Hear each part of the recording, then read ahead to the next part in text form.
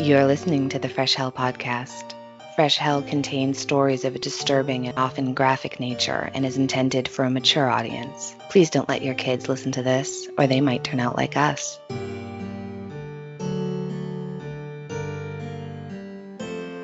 Hi, I'm Johanna from Austria, and you're listening to your favorite international podcast. The podcast usually hosted by two women who've never met in real life, but as you might have already realized, someone is missing today. This week you're stuck with yours truly, just one half of murder, mystery and the macabre throughout history. Annie is off on a well-deserved vacation with her loved ones, but no worries, she will be back next week. So for now, it's just me, just Johanna, coming to you from Austria, and I've got a historical case for you that's as dark and twisted as ever. But before I dive into today's story, I would love to give a huge shout out to our newest Patreon members. And they are Veronica and Janice Jardine. And forgive me, but I have to ask, any relations with Elle Jardine from the Beach Boys? And hey, while I've got you all to myself, this is a great time to remind you that if you like what we do, you can support the show on Patreon. We've got bonus content like Cinema Macabre. We just wrapped up Inventing Anna, for example. You get early access, behind-the-scenes chaos, and our very chill, very weird little community of Hellions. Plus, Annie and I do regular live get-togethers monthly, where lately we subject you to our top 5 lists that no one really asked for, but we do it anyway. So if you want to be part of the madness or just support two women making dark history slightly more tolerable, you can find us on patreon.com/freshhellpodcast. Supporting independent podcasting definitely gives you some karma points. Also, forgive me for my voice today. I don't know what's going on. It might be allergies, or I caught a little bit of a sore throat because our weather at the moment is cold, rainy and cold. All right, settle in, Hellions. Today we're staying in my home country with a story that has everything: arsenic, family betrayal, and a small-town mayor whose baked goods were apparently way better than his character, because this is the story of the murderer Johann Oberreiter. This all takes place in Werfen, a small town in the Austrian state of Salzburg, about 40 kilometers south of the city of Salzburg itself. Today, it's best known for the imposing Hohenwerfen Castle, or Festung Hohenwerfen, which is perched high above the valley, like it's just waiting for someone to fall dramatically to their death. And Hohenwerfen Castle isn't just a postcard-perfect fortress, it also played a starring role as the fictional Schloss Adler in the 1968 World War II classic Where Eagles Dare. So if it looks slightly familiar, that's probably because you've seen Clint Eastwood and Richard Burton scaling its icy walls while dodging Nazis and somehow defying physics a little bit.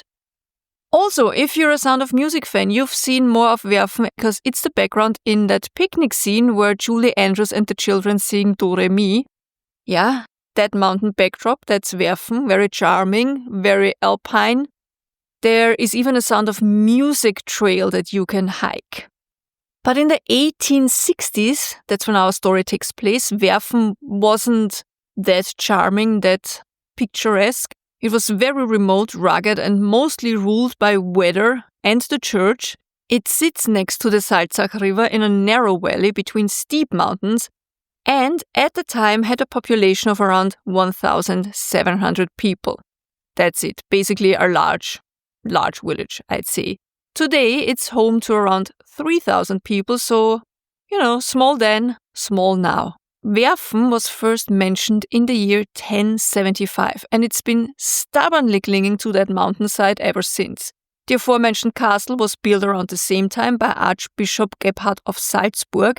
It was used as a strategic fortification to secure the Salzach Valley and assert the church's authority in the region.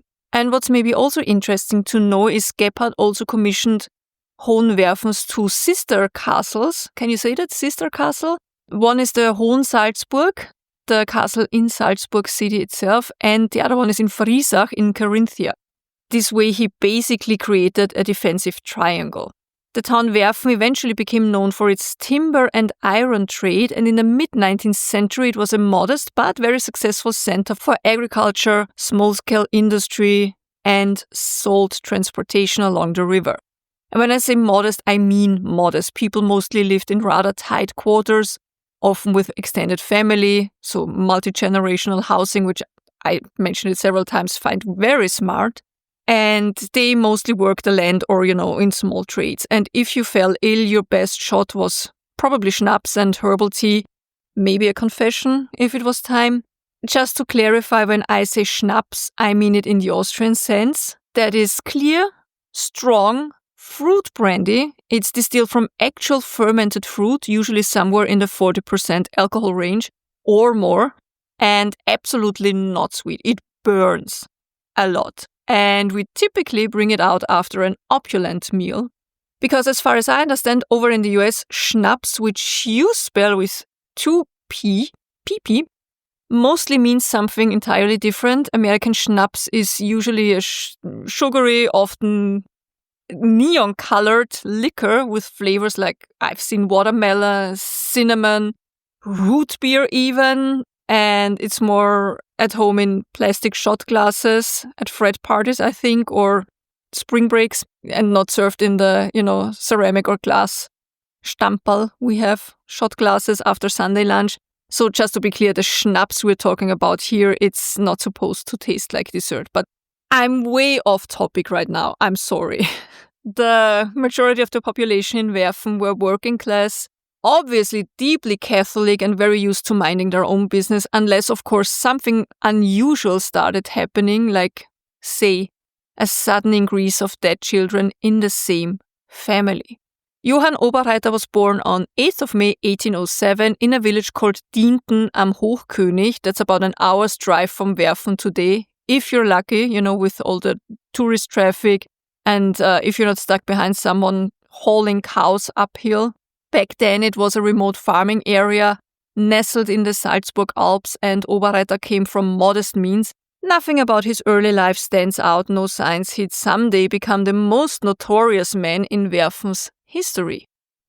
Johann Oberreiter arrived in Werfen in 1833. He was not even 30 years old at the time, and he came with a very small amount of savings. Prior to his arrival in Werfen, he had actually learned the trade of a Lebzelter, which is a special kind of baker. Lebzelter isn't just any baker, though. This was a very specific and respected trade, especially in Austria and southern Germany. Lebzelten or Lebkuchen refers to a type of spiced honey cake, which is a cousin of gingerbread, but a little bit denser, less sweet, and very often beautifully decorated or shaped in molds for religious holidays or fairs or weddings.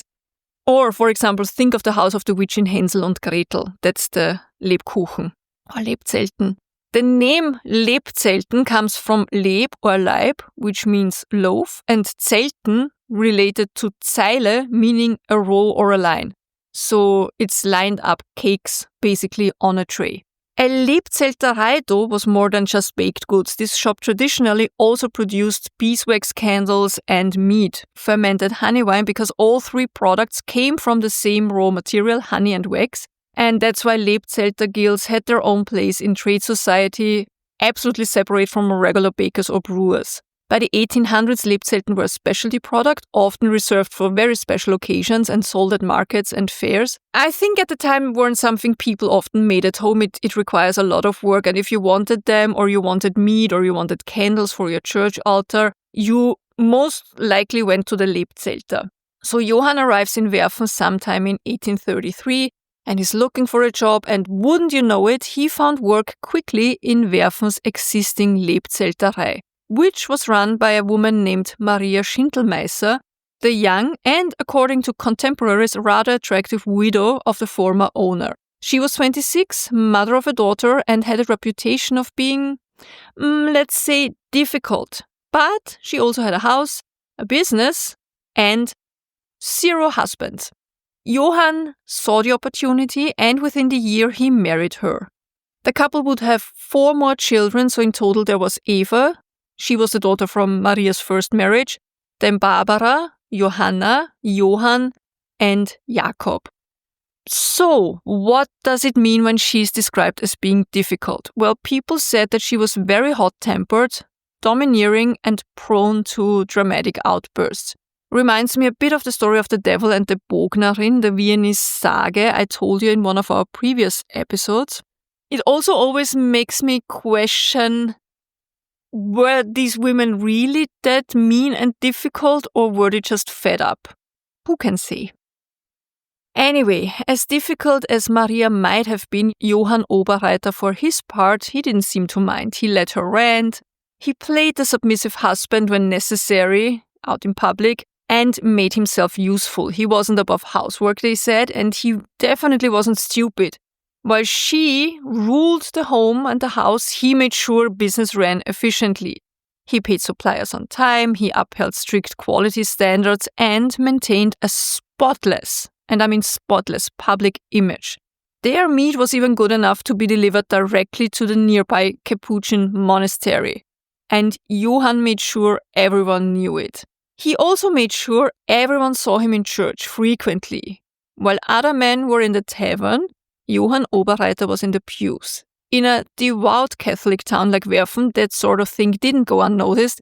Within a decade of arriving, he had turned himself into the picture of respectability, hardworking, pious, mild-mannered, and absolutely dependable, also honest. And in 1843, so exactly 10 years after he arrived, he was appointed mayor. He held the office for 5 years and apparently performed the role without complaint or controversy. This was still the Habsburg monarchy, so mayor didn't mean that much of political power. It was more administrative responsibility, but it definitely came with respect. And Oberreiter knew how to use that. So he served as mayor until 1848, and then the revolution swept Europe, making royals shake in their boots in fear. Therefore, the empire forced a lot of local officials to step aside, and new, even more devoted, more trusted local community leaders were appointed. So Oberreiter simply went back to baking. By the mid-1850s, he'd achieved everything he'd set out to do.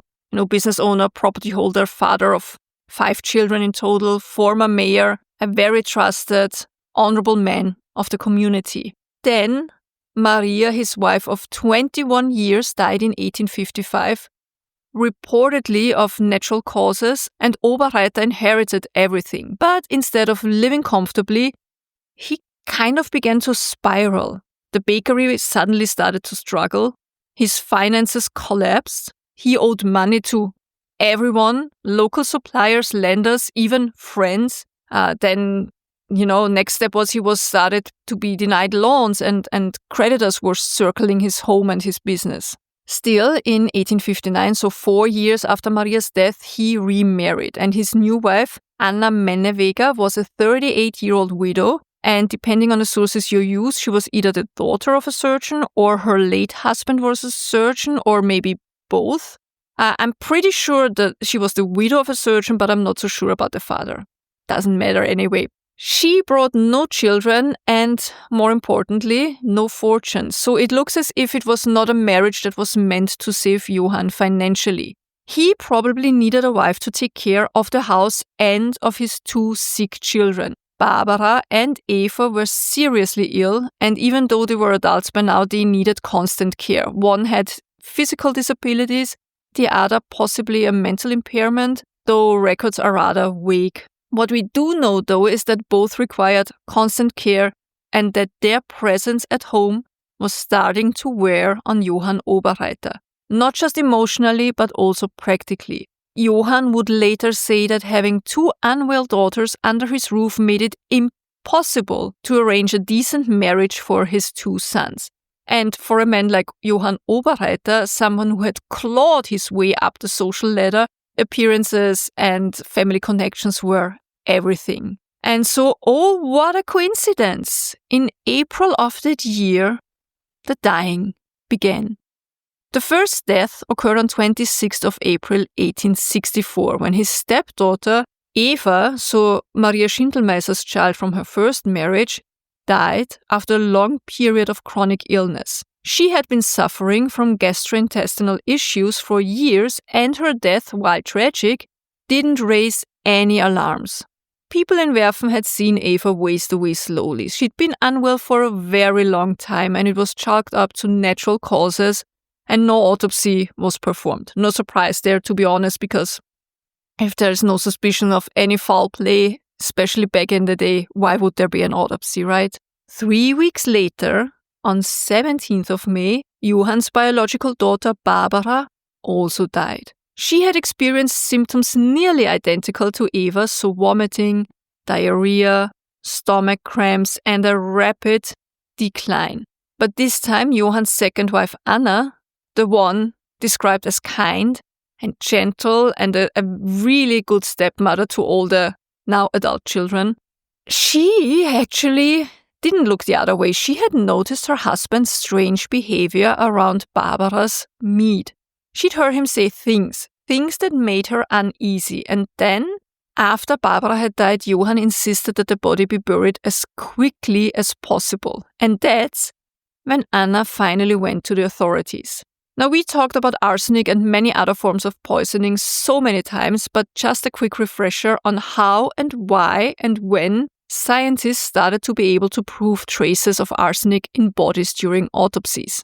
Arsenic was the perfect murder weapon for centuries for a reason. It's tasteless, it's odorless, and it was widely available as a pesticide or rat poison, for many other things as well. The deadly stuff had been mass-produced as early as the 8th century by Arab chemists, but proving it in a corpse was basically impossible. For most of history, coroners used a very gruesome trial by animal method, so they fed bits of the victim's organs or bodily fluids to dogs or cats, and if the animal died, they declared it poison, and that was all the evidence they could get in those cases.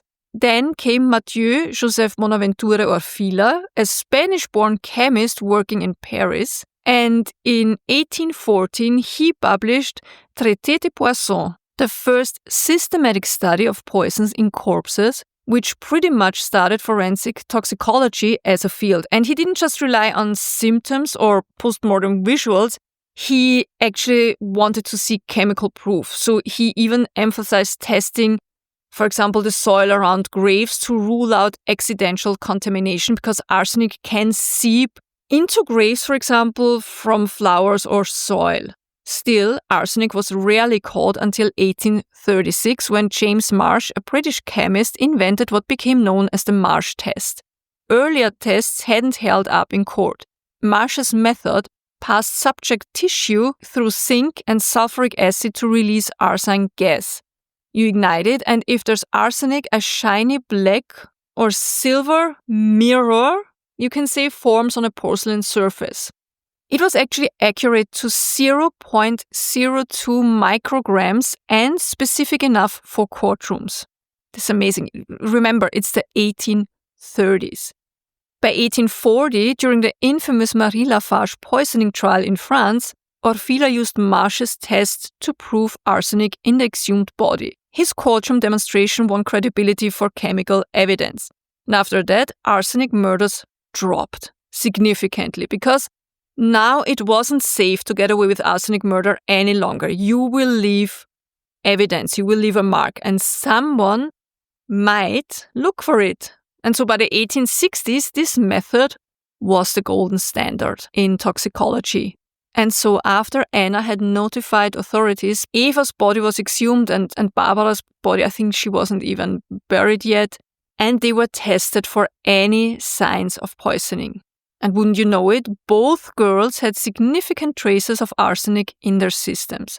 And so now all the pieces began to fall into place. A formal investigation was launched. Authorities searched the house and found more arsenic on clothing, on dishes, on bed linens, I think even on the area around the bed where bodily fluids had, because the girls were bedridden, had spilled and were cleaned up, but the residue was still there.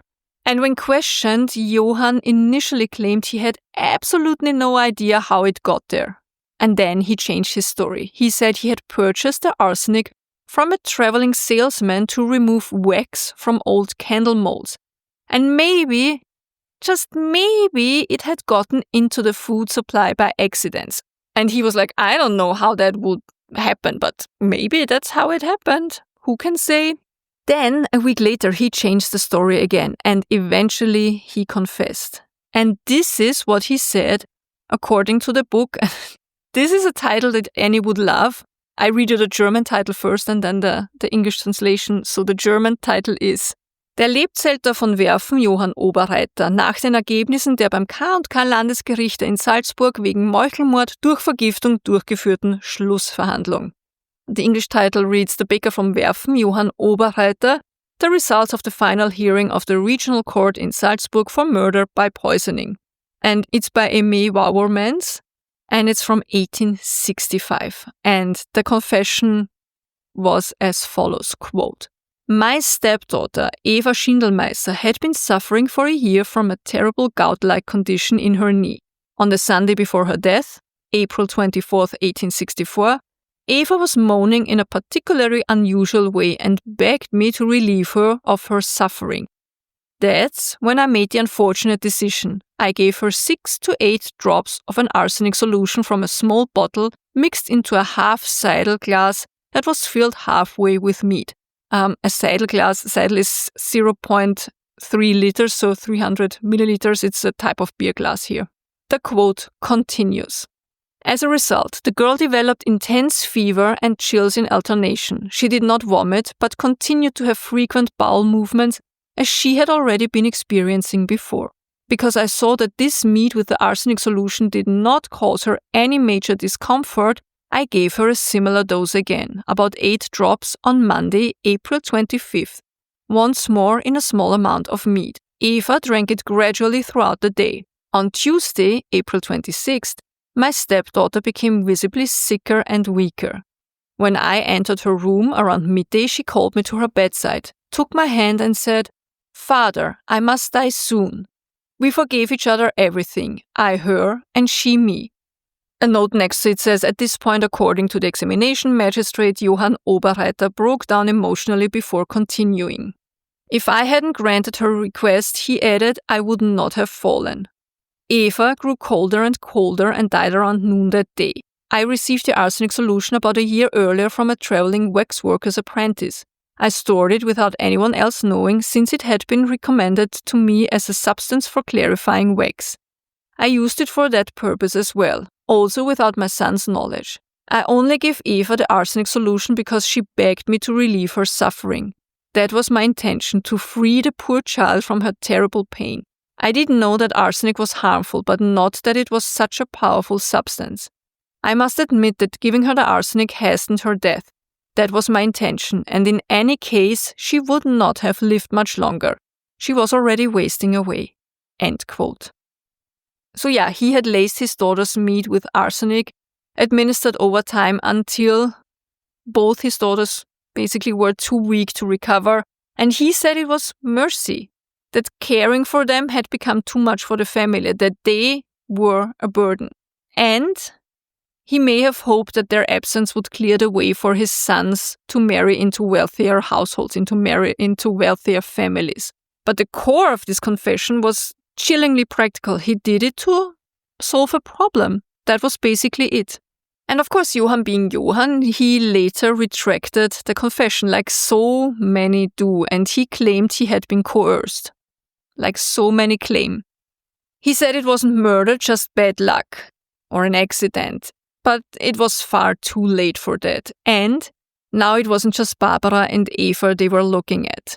The authorities decided to exhume the body of his first wife, Maria, the difficult, choleric woman who had left him everything. She had died more than 9 years earlier in 1855, and when they tested her remains, they also found arsenic.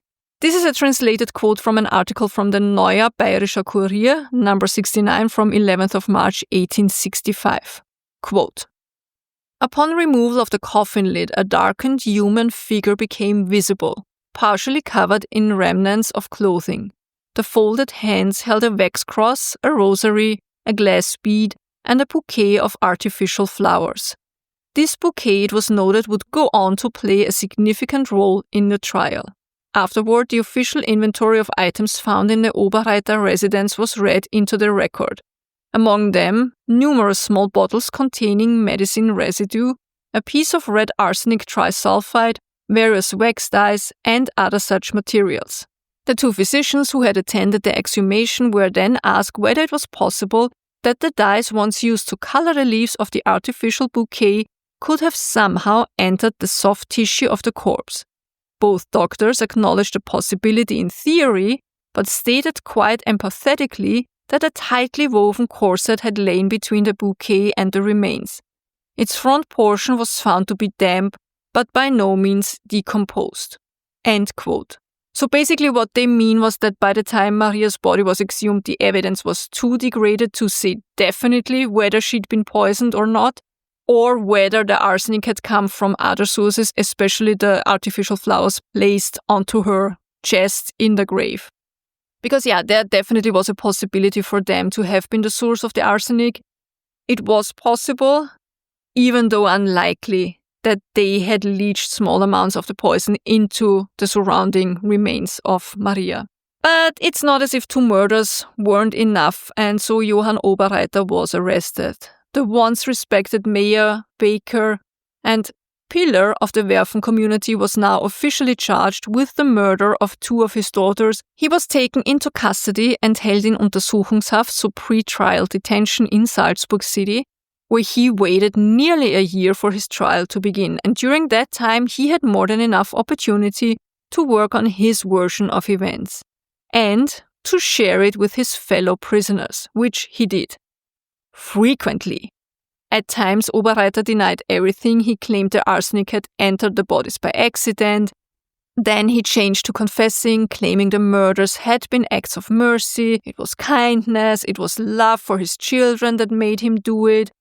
And then soon enough he changed it again and he claimed his confession had been coerced and he was innocent and it was all just a terrible misunderstanding. So basically more of what he was doing when he was questioned before he was charged. But just like authorities, his fellow inmates didn't buy it either. According to a report in the Neue Bayerische Kurier, Oberreiter spent most of his time in jail praying and lecturing others on morality. You can't make these things up. He became known among the prisoners as der betende Bruder, the praying brother, not out of reverence but as a joke, because they found him to be smug and irritating and very hypocritical. I mean, nobody wants to be lectured by someone who murdered his daughters for personal gain, basically. They also claimed he had told them that he wasn't too worried about his upcoming trial and the possible sentencing. He figured that even if they won't find him guilty, in 5 to 7 years he would be a free man again, and 5 to 7 years in prison, he could definitely handle that, he said. I have absolutely no clue where he got the idea that he would only be sentenced to such a short time behind bars, but spoiler alert, he was so wrong. The trial opened on 27th of February 1865 in Salzburg, which is my birthday. Well, 115 years prior to my birthday, but you know what I mean. The trial would last a week, and in the days before it began, the local press speculated whether the courtroom would be big enough to hold the crowd, and it wasn't. Every day the room was packed with townspeople, journalists, and obviously the looky-loos, the curious onlookers, because this wasn't just a murder trial. It was the fall of a man who had once represented the best of Werfen, and I mean, many people love a good downfall story, right? We see it all the time with celebrities. The proceedings began with the reading of the charges. The murder of Eva Schindelmeiser and Barbara Oberreiter through repeated administration of arsenic with the intent of relieving himself of a family burden. There is also a motive that involves 500 gulden. This was money he owed his own daughters, money his first wife Maria had set aside for them. And instead of paying them with what they were due, he allegedly decided it would be way cheaper to just murder them. I think, if I'm not mistaken, 500 gulden in the 1860s would be roughly equivalent to about 6,500 euros today, based on historical purchasing power in Austria, but I think it's more accurate perhaps to compare it by income. And according to the sources I found, that would have been more than a full year's income for many laborers at the time, so enough to make someone like Johann Oberreiter think murder was the more convenient and cheaper option than paying what he owed his children. By the way, the third count, the murder of his first wife Maria, was included, but would ultimately be dropped due lack of the forensic certainty. The prosecution presented a mountain of circumstantial evidence, including most things I already mentioned, so the bottles and flasks they found in Oberreiter's home containing the medicine residues, piece of red arsenic trisulfide, the wax dyes, the colorants, and the medical experts were asked to testify in court, as I read to you before, both of whom had been present at the exhumation, whether it was possible that the dye from the flowers could have leached into the soft tissue. And as I said, they admitted it was theoretically possible, but they ruled it out. And the autopsy reports for Barbara and Eva were much more clear-cut. The arsenic was found not only in stomach and intestinal contents, but also in blood, chest fluid, and other organ tissues. And according to the Wiener Medizinische Presse, so the Viennese medical press, they said that this was a textbook example of repeated arsenic exposure, consistent with poisoning over time, not accidental contamination from limited contact. By the way, Oberreiter's second wife, Anna Mennewenger, she refused to testify in court, and according to the Augsburger Tagblatt, another newspaper, she had been advised by her priest not to say anything against Johann, as he was still her husband. That's, yeah. I mean, we see it in court cases or in criminal cases until this day, right? If you're the spouse or a close family member, you don't have to testify against your spouse, basically. Didn't matter. They didn't need Anna's testimony anyway, even though the defense tried their hardest to paint Johann Oberreiter as this very broken man who was overwhelmed by debts and so exhausted by caregiving. And perhaps he was just, he just wasn't fully in control of himself. And they leaned heavily into the idea of mercy killings. He did it because he loved his daughter so much. But the court wasn't convinced, neither was the public. In the final days of the trial, his first confession was read aloud, the one I read to you before. And on 4th of March 1865, the court found Johann Oberreiter guilty of the murders of Eva and Barbara.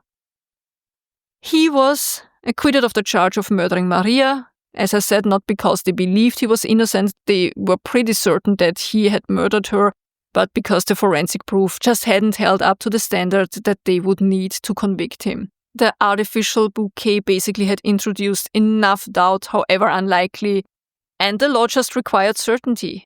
This is the announcement made in the media after the verdict came in. This is from the Linzer Abendbote, Zeitschrift für Stadt und Land, 27th of July, 1865.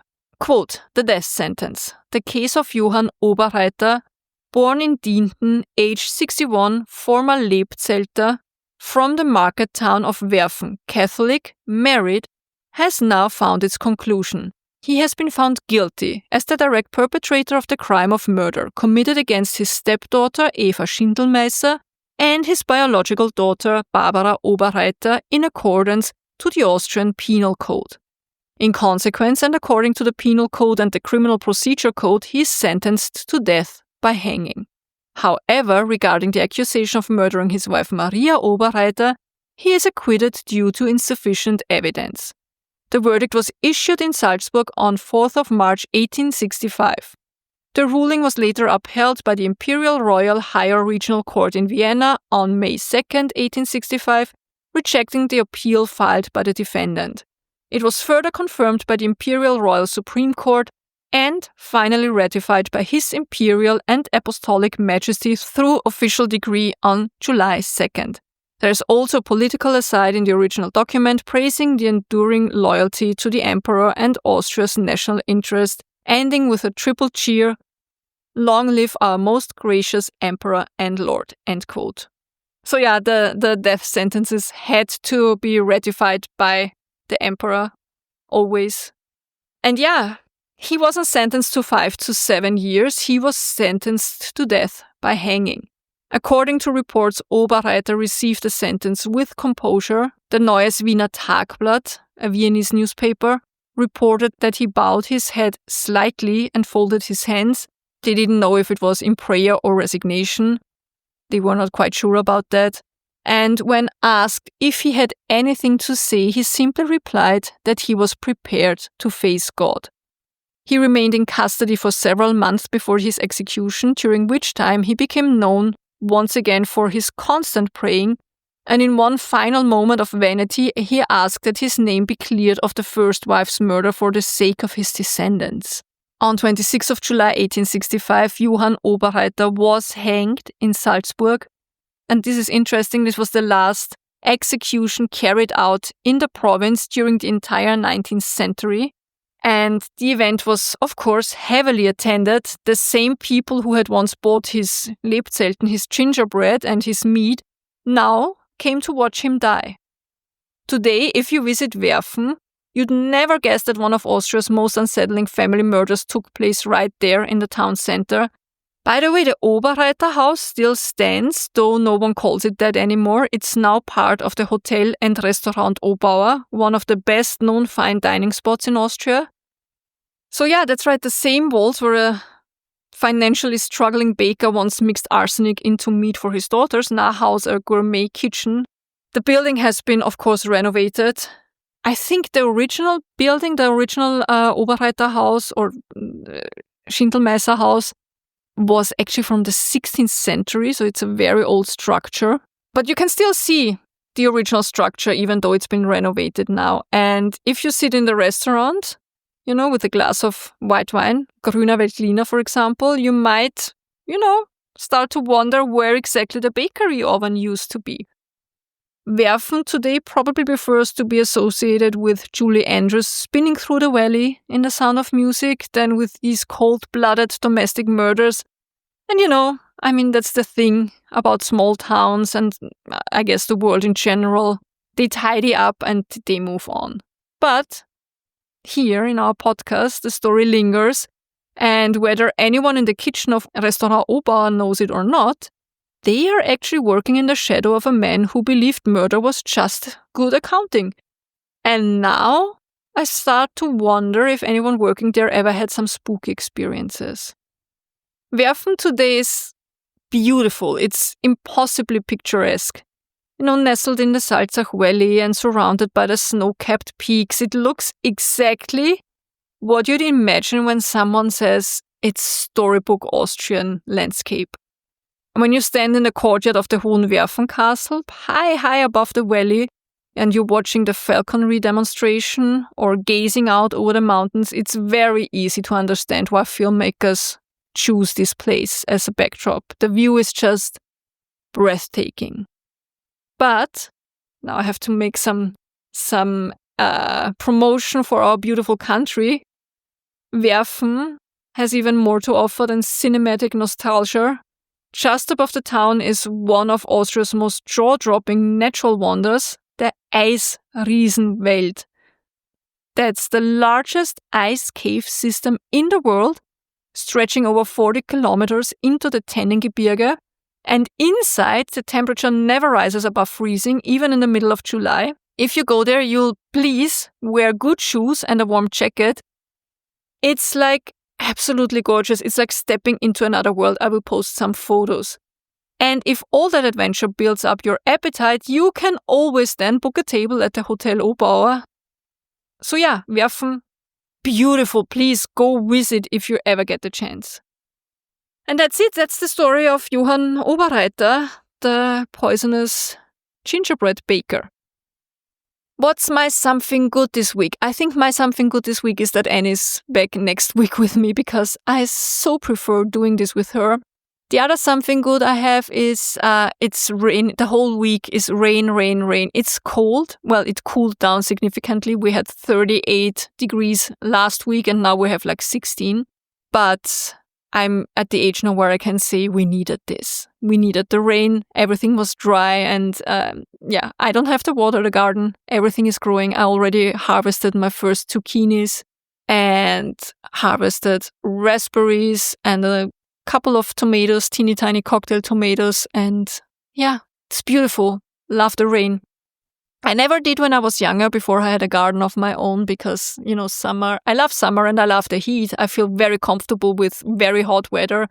And yes, I know humid hot weather and dry hot weather, and I've traveled everywhere around the world. I'm just this kind of person who's more comfortable with heat than with cold. But for nature, for the dogs, they were suffering a lot with the 38 degrees. The good thing is that even though we don't have air conditioning here, our house is always rather cool because it's thick. It's a thick brick structure, so that's good. And that's it from me this week. Thank you for spending some time with me. Just me. It's just me. Keeping me company while Annie's off enjoying her very well-earned vacation. And now you know the drill. If you liked this episode, please consider leaving us a rating or review wherever you're listening. It really, really helps more Hellions find the show, future Hellions to say. And if you're enjoying what we do here, the very best way to support us is by recommending Fresh Hell Podcast to a friend into murder, mystery, and all things morbidly fascinating. Or doesn't have to be a friend, possible friend, acquaintance, co-worker, people you meet on the subway, I don't know, future friend.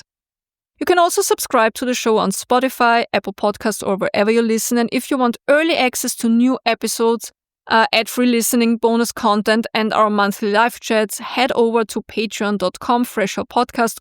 Our website is freshhellpodcast.com. You also find our PO box address there in case you're feeling very old school. We love hearing from you. You can email us anytime at freshhellpodcast@gmail.com or join the conversation in our private Facebook group, which is honestly, and I'm not saying this because I'm biased, but it's one of the best corners of the internet and the only reason why I'm still on Facebook.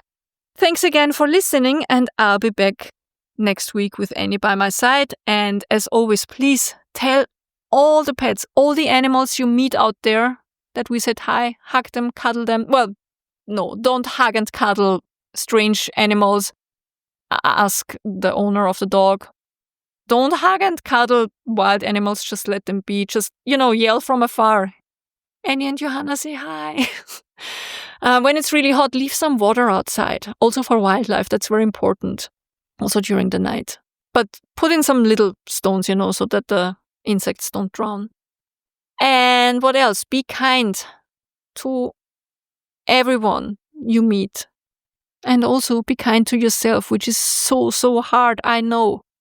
And Annie will tell you now that, as Winston Churchill once famously said, if you're going through hell, to which I say, keep going.